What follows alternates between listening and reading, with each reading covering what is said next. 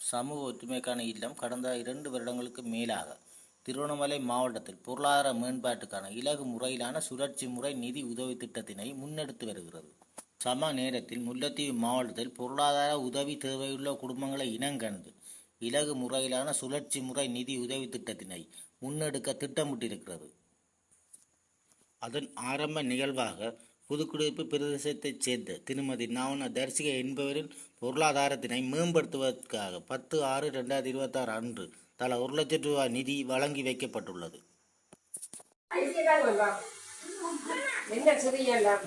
அக்கா வணக்கம். இந்த சமூக ஒற்றுமைக்கான இல்லத்தின் ஊடாக 1 லட்சம் ரூபாய் பணம் கொடுக்குறீங்க.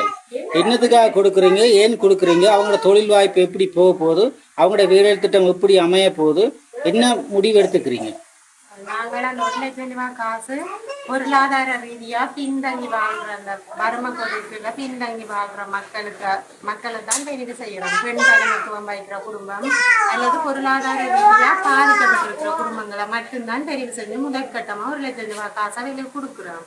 அதுல அவே சுய தொழில் ஏதாவது செய்யலாம். உதாரணமா மாடு வளர்க்குற இல்ல கோழி வளர்க்கலாம்.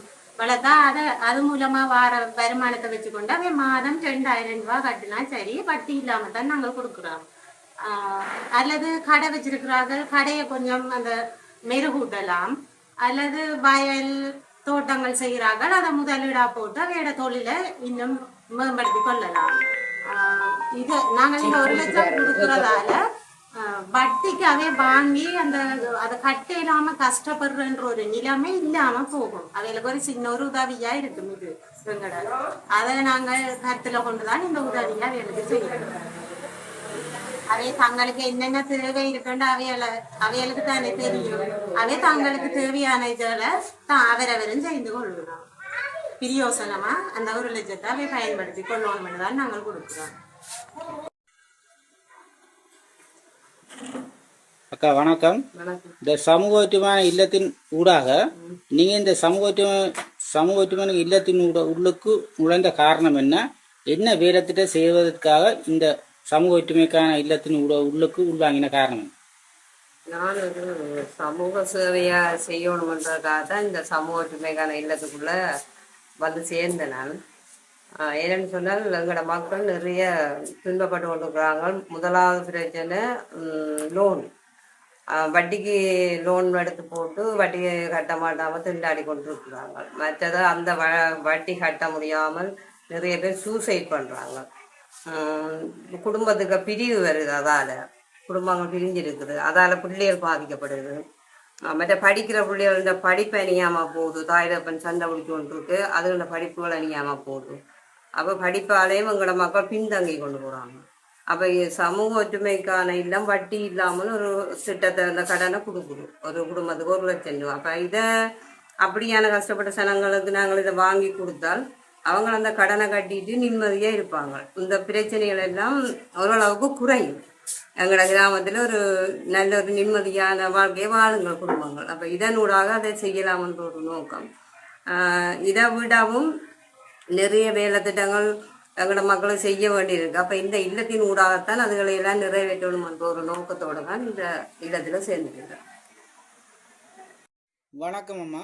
வணக்கம். முல்லைத்தீவு மாவட்டத்தில் பொருளாதார நீங்கள் முல்லைத்தீவு மாவட்டத்தில் 3வது வேலை திட்டத்தை துவங்கி இருக்கின்றோம். இதன் நோக்கம் என்ன, இதன் செயல்பாடு என்ன? நாங்கள் வந்து முல்லைத்தீவு மாவட்டத்தில் இப்போ தான் முதல் தொடங்கி இருக்கிறோம்.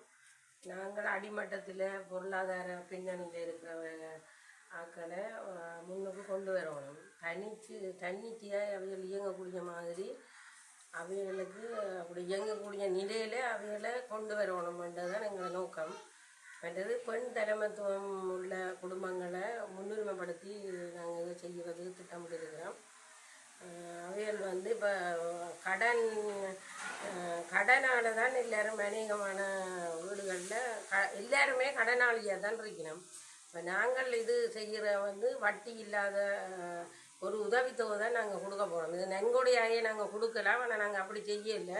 அந்த கிராமத்தில் எல்லாரும் பயன்படணுன்றதுக்காண்டி மாதாந்தம் அது ஒரு 50 மாதம் அவைகள் இப்போ வட்டியை கட்டுற மாதிரி அந்த முதலை கட்டுறதுக்கு நாங்கள் கொடுக்குறோம். மாதாந்தம் 2000 1 லட்சம் ரூபா கொடுத்தா 2000 கட்டினால் அவையில் வந்து கடனில் இருந்து வந்து குறைஞ்சு கொண்டு கடன் குறைஞ்சு கொண்டு போகுது. அவைக்கு உதவித்தொகையிலிருந்து கட்டுறபடியாக குறைஞ்சு கொண்டு போகுது. இல்லாட்டி அவை வெளியிடங்களில் வேறு இடங்களில் இப்படி 1 லட்சத்தை வாங்கினா அவை வட்டியை மட்டுமே இந்த 2000 கட்ட வேண்டிய நிலை வரும்.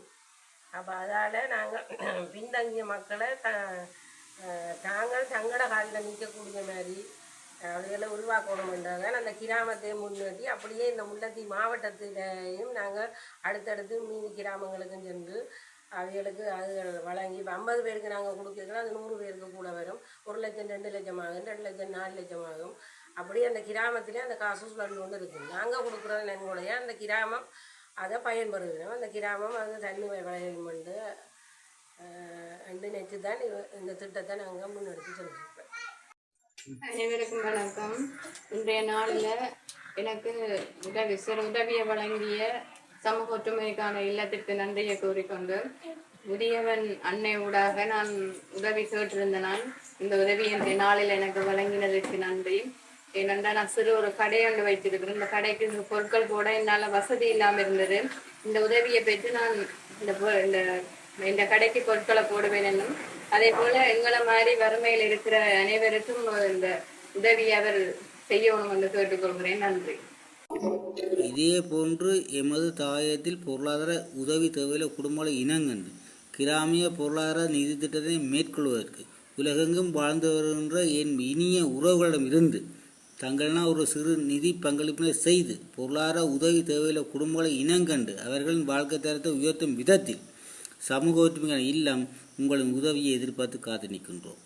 இந்த பதிவினை உங்கள் உறவுகளுக்கும் உங்கள் நண்பர்களுக்கும் எமது அமைப்பின் செயல்பாடுகளை பகிர்ந்து கொள்ளுங்கள். உங்களின் கருத்துக்களையும் ஆலோசனையும் எமக்கு உடனடியாக அறியத் தரவும். நன்றி.